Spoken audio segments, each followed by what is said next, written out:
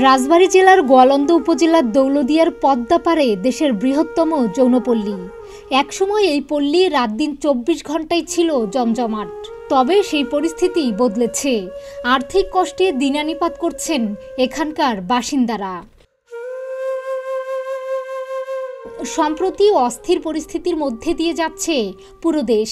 এর প্রভাব পড়েছে এই পল্লীতেও। এখন আর আগের মতো ভিড় নেই এই পল্লীর ভেতরে। শুনশান নীরবতা চারদিকে। একসময় পল্লীর প্রধান গলিতে ভিড় লেগে থাকলেও সেই গলি এখন অনেকটাই ফাঁকা। যৌনকর্মীরা বলছেন, সংকটের শুরু করোনার সময়ে, তারপর পদ্মা সেতু সেই সংকটকে স্থায়ী রূপ দিয়েছে।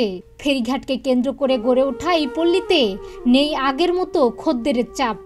এর মধ্যে কোটা সংস্কার আন্দোলনকে ঘিরে কারফিউ, এরপর সরকার পতন ও দেশব্যাপী অস্থিরতায় পল্লীতে লোকজনের যাতায়াত কমে গেছে। এতে জীবিকা সংকটে রয়েছেন তারা। গন্ডগোলে বাড়িতে মানুষ ভয়তে বেরোতে পারে না, তা আসবে কেমন করে, আমাকে রুজি হবে কেমন করে। আমরা তো খুব কষ্ট হয়েছি।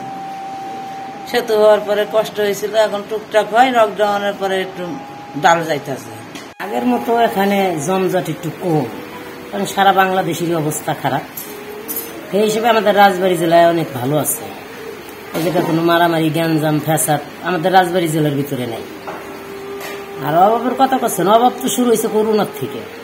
তারা বলছেন, এখন আর খদ্দের সেভাবে আসে না, ফলে প্রতিদিন কমছে তাদের আয় রোজগার।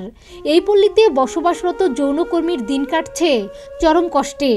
ফরিদপুরে যে কোন জায়গায় ব্রিজ হয়েছে না, ওই ব্রিজ হওয়ার পরে আমাদের গাড়ি ঘোড়া আসে না, এই এক কথা। দ্বিতীয় কথা, আমাদের এখানে দুপুরবেলা যে ট্রেনটা আসতো, এই ট্রেন আসে না, বন্ধ। এই জন্যই আমাদের এখানে ইনকাম সোর্স কম, লোকজন কম। এই জন্য আমাদের খেয়েও দিন যায়, না খেয়েও দিন যায় আমাদের। এখন তো সারা বাংলাদেশের সমস্যা। এখনো জমজমাট হয়, কিন্তু অতটা হয় না, মানে একবারে খারাপও হয় না, ভালোও হয় না। এই পল্লীতে বাড়ি রয়েছে প্রায় 300টি, যেখানে আছে 1500 জন নিয়মিত সহ মোট 1300 যৌনকর্মী। আর শিশু রয়েছে 600, 350 জন রয়েছে বয়স্ক নারী। অনিয়মিত বাসিন্দা সহ সব মিলিয়ে প্রায় 5000 মানুষ বসবাস করেন এই পল্লীতে। ডেস্ক রিপোর্ট, প্রতিদিনের বাংলাদেশ।